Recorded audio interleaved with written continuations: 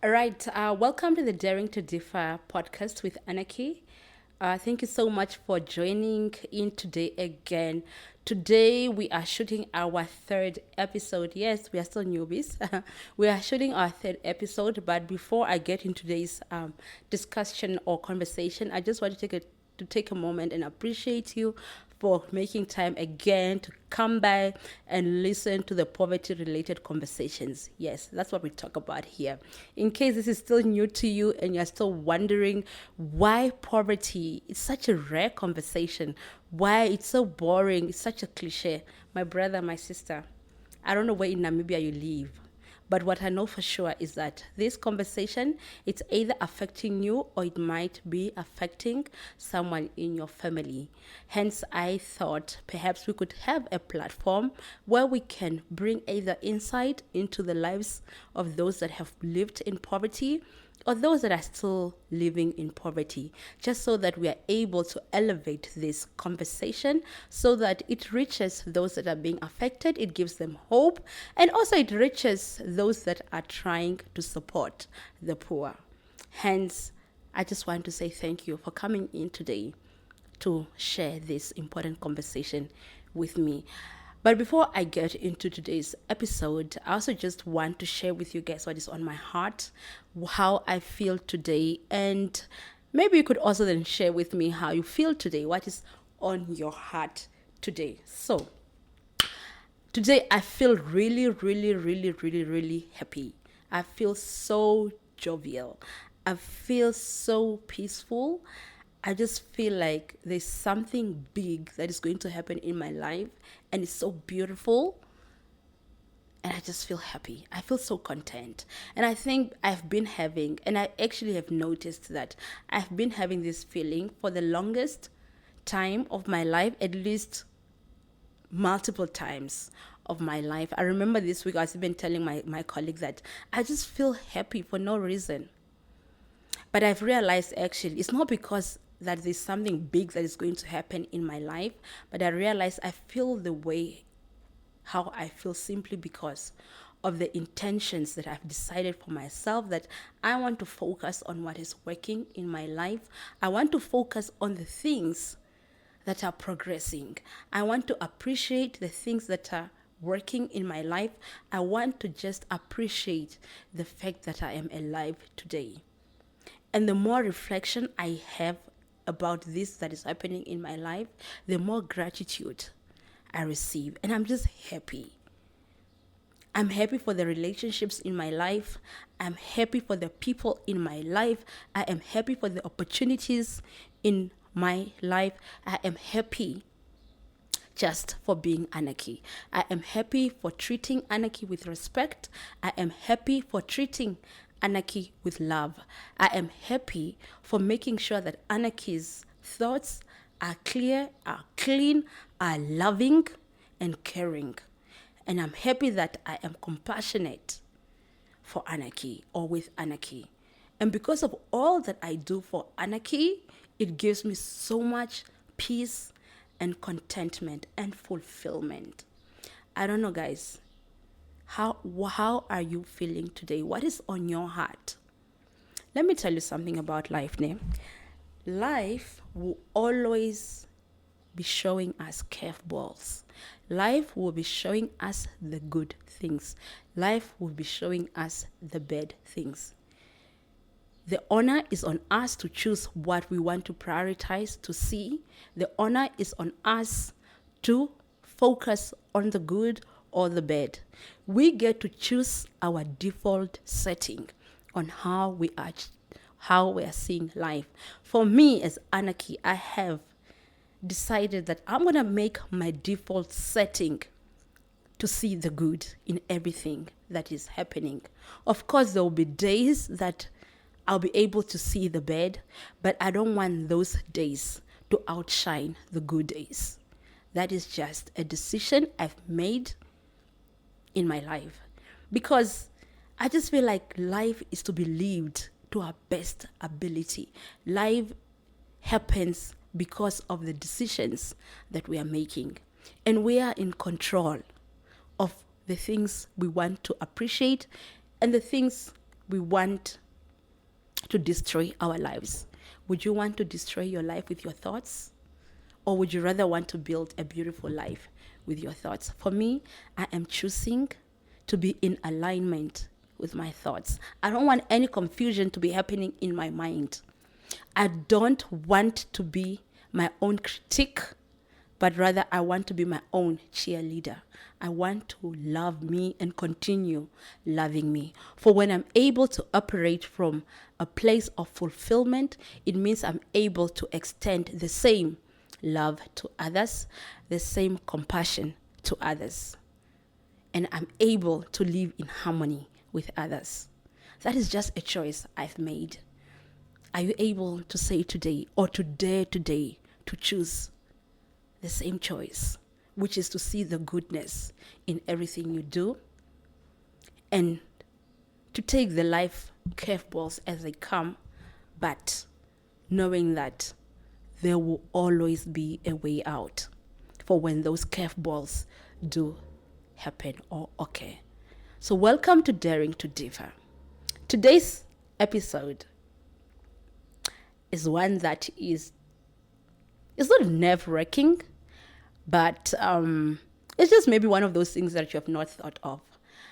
I want to talk about the benefits of having grown up in poverty, or the benefits of living in poverty. Yes, that's the title. You're probably wondering, what's a title?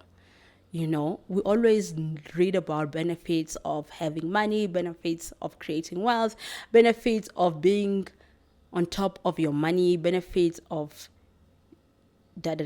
But today we're talking about the benefits of growing up in poverty. And I want you to change your perspective about how you see poor people.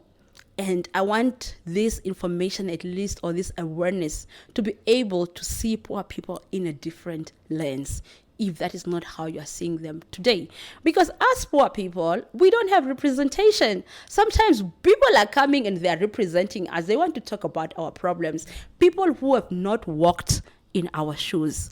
But today, as someone who have lived in the dusty streets of otjiwarongo, as someone who have lived in the informal settlement, I'm telling you from the horse's mouth, yes, we are here. We've also come to where everybody is. You know, we've come here to also shine the light, just like the light coming from this light here, you know, to bring you closer to us people who have lived in poverty, and for our sisters and brothers who are still living in poverty. If you ask them today, expect them to tell you some of these things that you don't even know about them.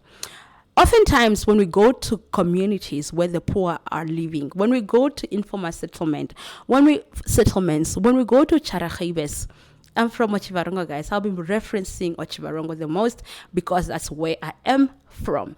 When we go to Charachibes, or when you go deep there by Mahwilili, and you're seeing poor people, what comes to your heart first is not sorrow, but what's the right word? You want to feel sorry for them. It's like, they're in poverty, they're suffering.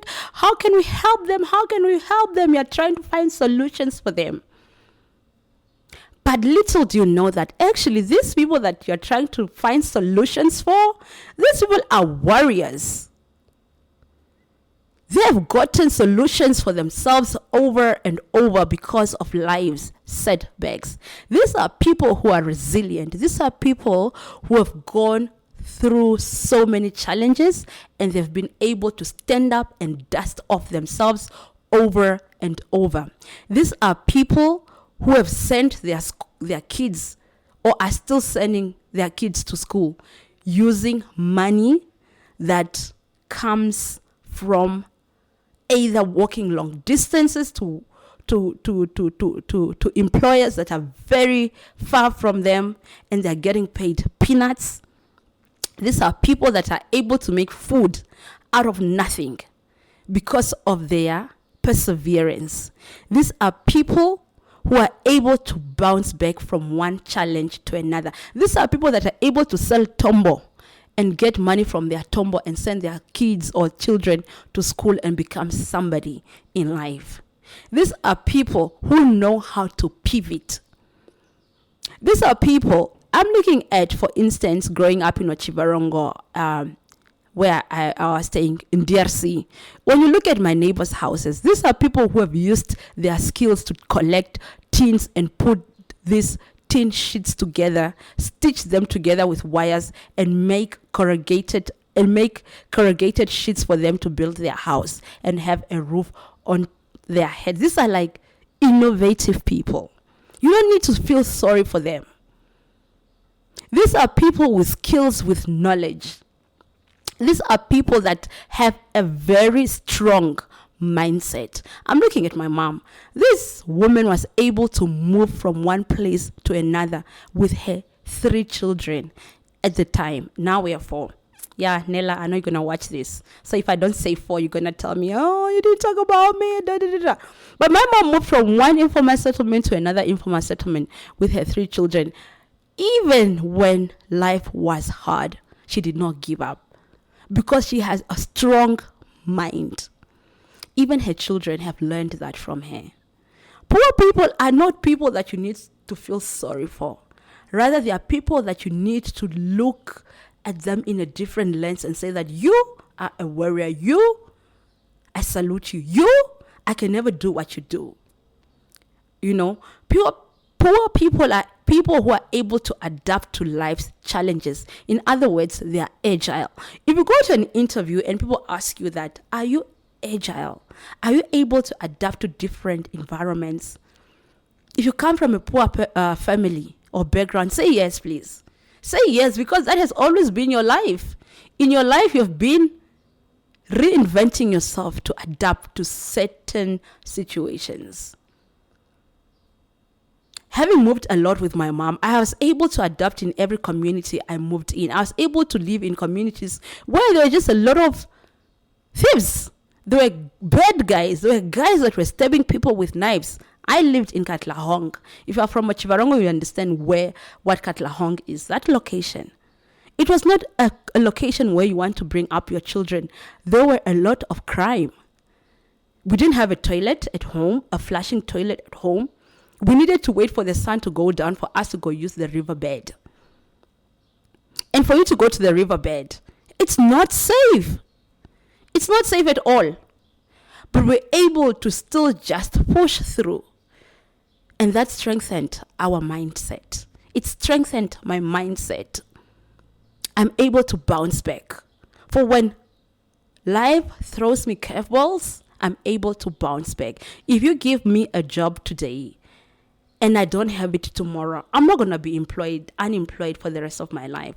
I will find a way. And that is what I did growing up. That is what I did in my 20s.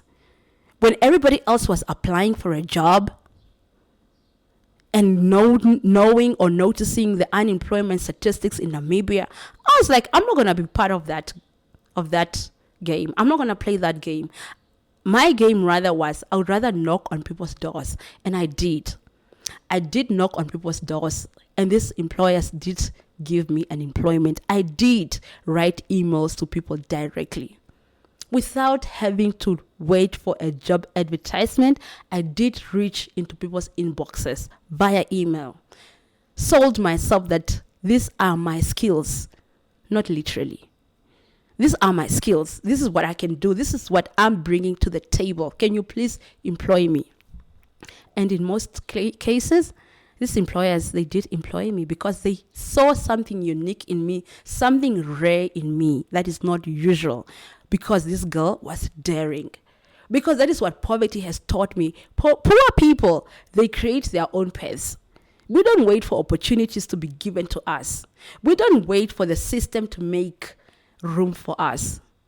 Rather, we alter the system. We alter the system, meaning we adjust the system. We do not embed ourselves into the system. Or rather, follow suit. No. That's what poor people do. We are solution-oriented. Don't feel sorry for poor people. These are people that have stronger mindset than yours because they've been in this game for long. Poor people are innovative people. They have so much, they have lots of creativity. I remember in Otjiwarongo, I had like my neighbor's kids would go to school with bags made out of tombo bags.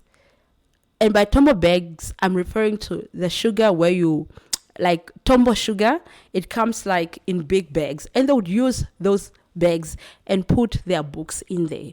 Or they would use ShopRite plastics and carry their books in those ShopRite carry bags simply because they do not have books. Would you want your books to get rained at while you could find an alternative?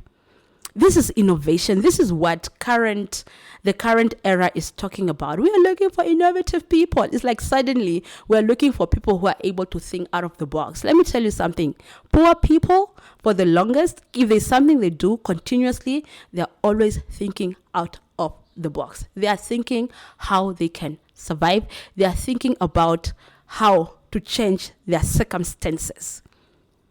So rather, when you see people that are in poor suburbs, rather see them as partners, see them as people that can contribute, and do not feel sorry for them, because it's just life circumstances that is making them look the way they look, but their wealth is very high. They are rich. A say that says born poor but rich in mind, my people, that is not just a say. It's just not a metaphor. It's something that is real, And poor people were also very tactical people, hey? I remember in Otjiwarongo when in primary school, and even if people from Otjiwarongo are watching this video and I tell them that I'm coming from a poor background, they're not going to believe me unless maybe these people were my neighbors, because I just felt like it was not on me to tell people that I come from poverty, because I felt like if I tell them, or should I tell them, they're going to see me in a different lens. They're going to see me as someone who is here and they're here. But for me, I was just like, nope, I'm not going to allow this. I'm not going to allow people to look down on me. Hence, I'm not going to show them where I live. I remember very well, Anaki. There was this, it was just one of my classmates who asked me where I stayed, because would take the same route, right, back to the location. And he asked me, where do you stay? Then I pointed at like just a random house.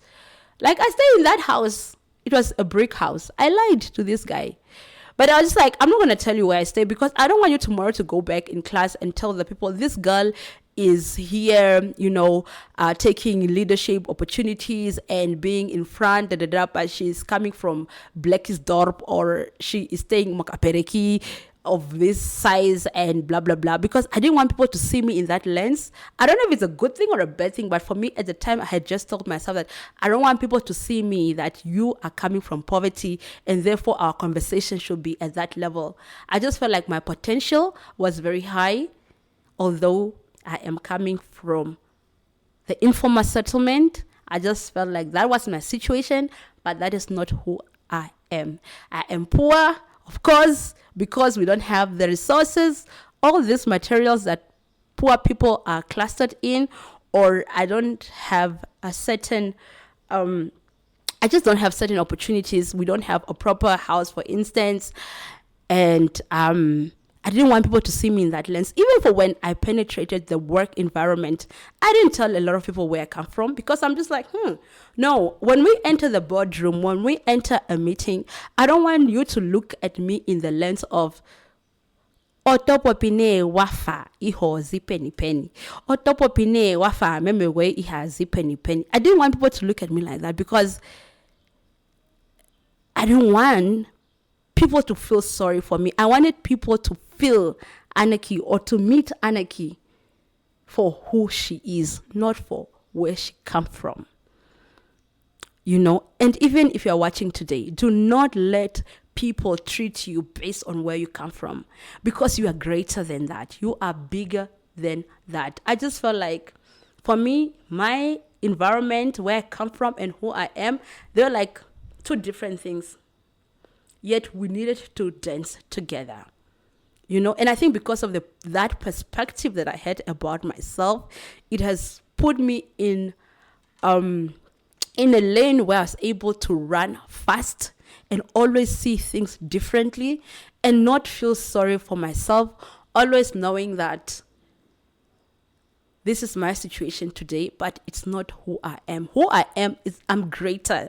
I just felt like God put me on this earth to do bigger things, although I come from Kupereki, or although I was born by a poor mother, And as growing up, you get to see the disrespect that people have towards poor people. Even just in a family setting, you get to see the disrespect, where people would ask my mom to do certain chores for them, just simply because they knew that she was poor, and she would not say no because she needed whatever they were offering. You could see the level of disrespect.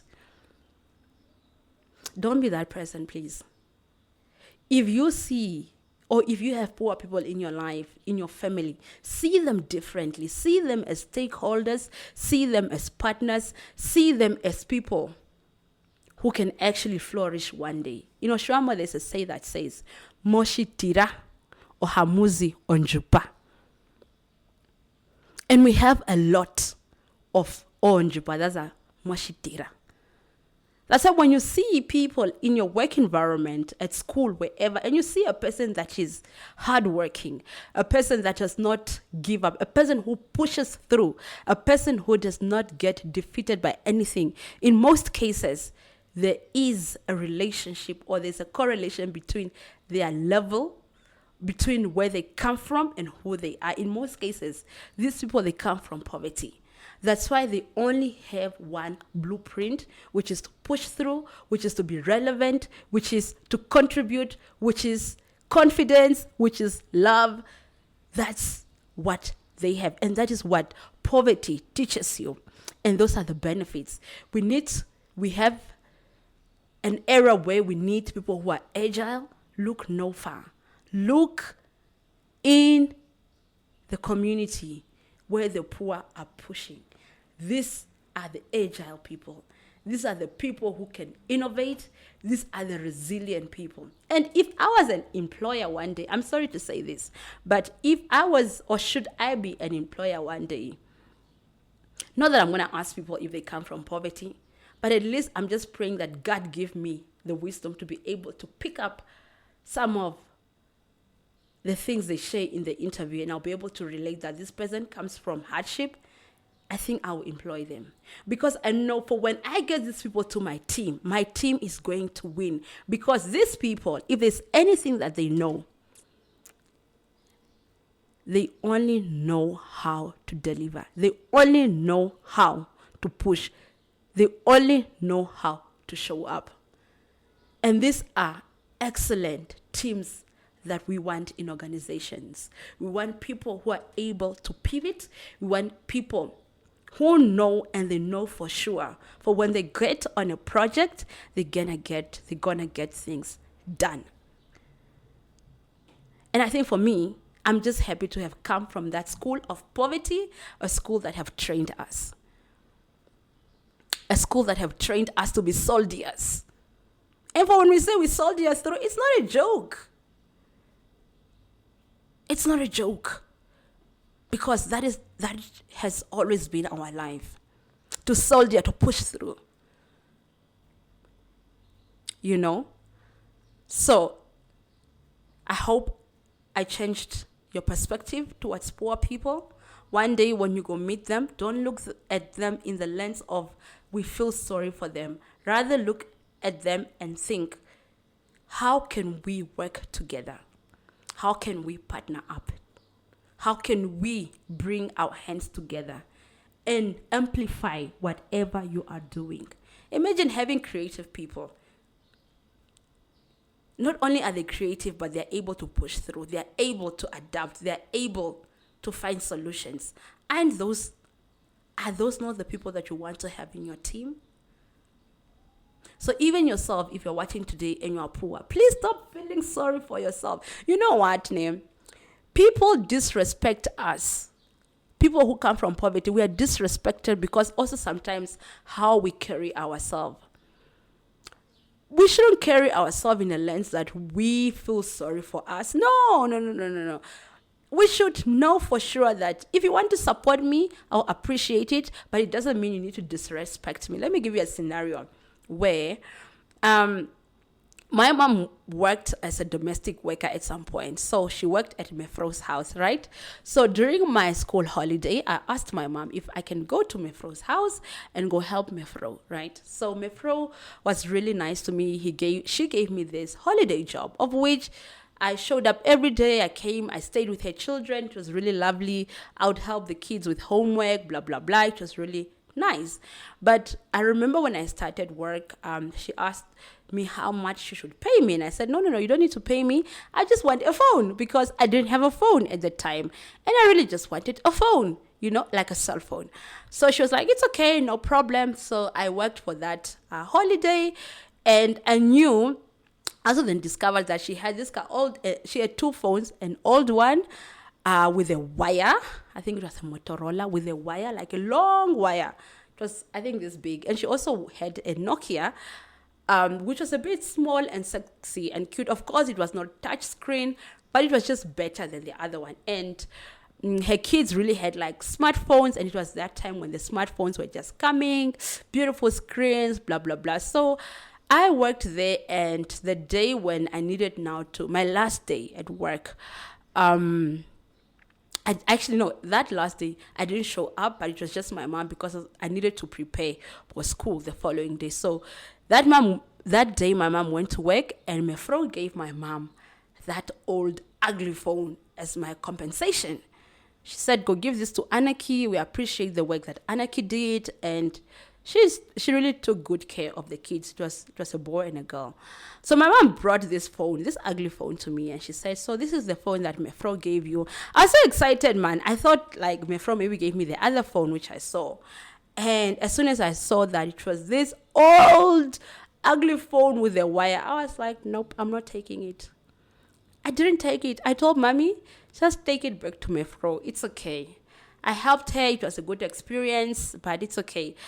If she's not giving me something better, it's okay. She can keep the phone. I didn't take it. So my mom took that phone back to Mefro. No sharing guy, ne? My mom took back that phone to Mefro. And I think Mefro was probably also like shocked to say, what do you mean? You are rejecting something that is given to you? Are you not supposed to just be grateful? But Mefro noticed, or she learned that day, that this girl, she does not settle. I don't settle. So Mefro, what she did, because she's a nice person, she then took back that ugly phone, which I don't like. I'm sorry to use the word ugly. I sound like I'm not so grateful, but it was ugly. Yes, it was ugly. Mefro took back that phone, and she swapped it with a better phone. My mom then came back home with a better phone. I took it. I was so happy. I was so delighted. But had I not said no, I was going to settle with that ugly phone, although I gave a good service to Mefro and her kids. People who are poor, we should learn what to settle for and what not to settle for. Because let me tell you something. Because of those that have and those who do not have, it really just creates also a level of, I'm sorry to say this, but disrespect. Those that have sometimes disrespect those who don't have.